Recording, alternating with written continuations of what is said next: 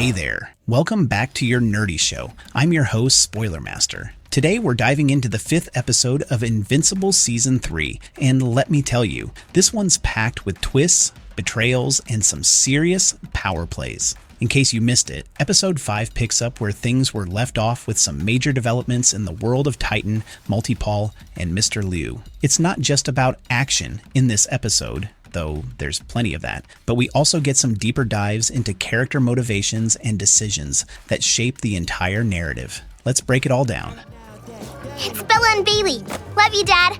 Bye! The episode kicks off with Titan and his family. We start with a quiet, heartfelt moment that serves as a reminder of Titan's humanity. He's taking his daughter Fiona to school, showing off the loving side of a man who's often wrapped up in crime, power, and the chaotic world he's caught in. This moment is meant to highlight the bond Titan has with his family and the way he connects with the people in his neighborhood. But this peaceful scene doesn't last long. Enter Isotope, who brings the bad news. Mr. Liu isn't happy that Titan hasn't done anything to get Multipol out of prison yet. This sets the stage for the trouble that's about to unfold. You see, Multipol, who's been locked up at Peyton Penitentiary, has been a thorn in the side of many for a while now. And Mr. Liu is pressuring Titan to fix this problem fast.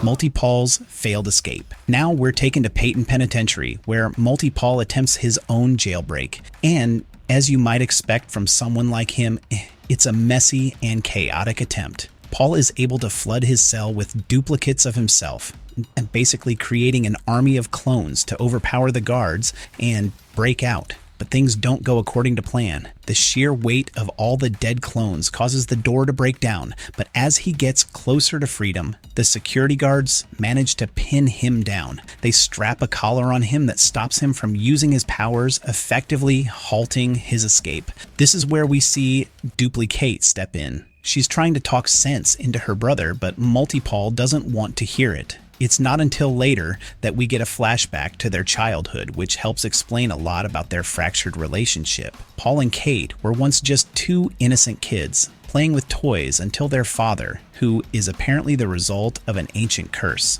which the show doesn't fully explain, left them to fend for themselves. This upbringing played a huge part in their divergent paths. Paul, who left the GDA training facility, eventually becomes the villain we see now, while Kate stayed behind and became a hero. But the real question remains. What happens to the clones when they're left unattended? Do they continue to exist, or do they disappear? This is something the show doesn't dive into, and I'm curious to see if it'll be addressed down the line. Okay. They don't abandon tools they're not done with yet.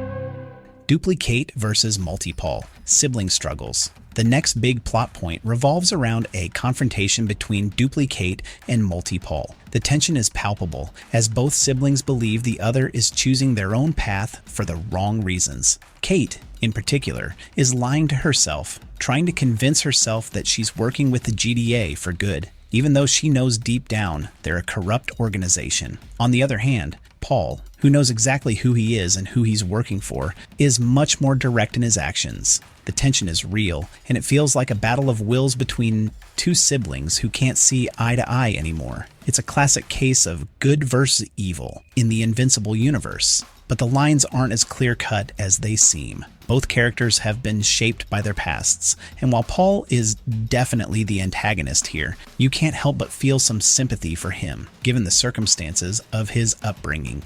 19. I'm the owner of a private security firm. We're called...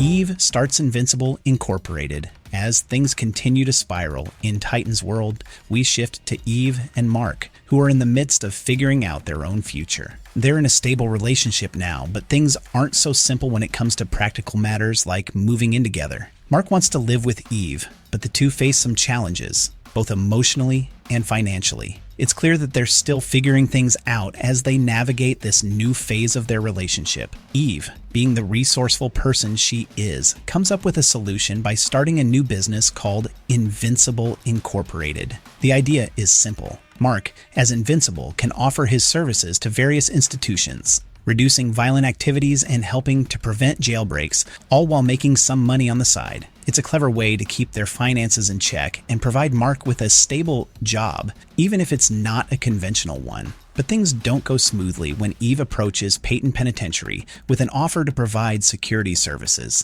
The warden isn't exactly thrilled about the idea and doesn't take her up on it. However, this doesn't seem like a dead end. There's still the potential for Eve's business to grow, and we might see it play a bigger role as the season progresses. Went sideways.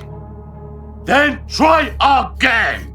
Titan's trouble. With Mr. Liu as for Titan, his problems only grow. Mr. Liu is no longer messing around. He threatens Titan's family, putting Fiona in danger unless Titan does what he says and gets Multipol out of prison. This puts Titan in a tough spot. He's been loyal to Liu, but now, with his family at risk, he's forced to consider his options. Titan knows the consequences of refusing Liu's orders, and it's clear that Liu doesn't play by any rules. Isotope reminds him that with the order, there's no such thing as a line. You either comply or face the consequences. Titan, realizing just how deep he's in with Liu, tries to find a way out of this mess. I never got to thank you for almost getting me killed.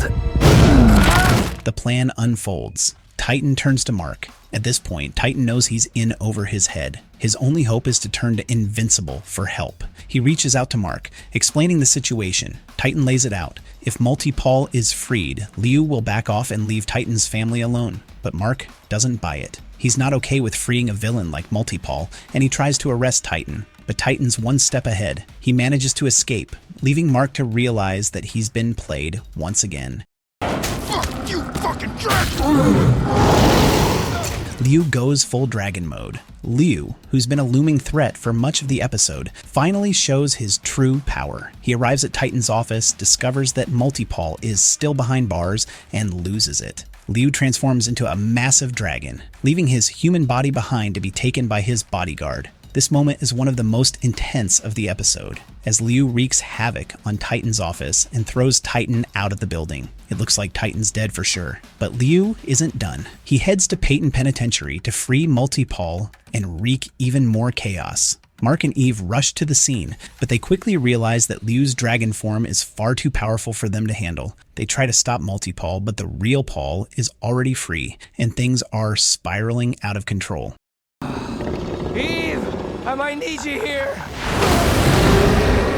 The twist, Titan's death, was a setup. Here's where things get really interesting. It turns out Titan isn't dead after all. In fact, this whole thing was part of a plan orchestrated by Titan, Isotope, and Machine Head. The idea was for Liu to take his dragon form, attack Peyton Penitentiary, and allow Machine Head to step in and kill Liu's human body. Mark was part of the plan all along, keeping Liu distracted long enough for Machine Head to do the job. Titan had sacrificed his position in the order, letting Machine Head take over so that Liu could be killed, and Titan could live a peaceful life with his family. It's a classic case of playing the long game, and Titan, Isotope, and Machine Head all worked together to make it happen. Mark unfortunately fell for it once again, just like in Season 1 when he helped take down Machine Head and put Titan in charge. Now that we don't need to pay rent anymore, should we still keep Invincible Inc.?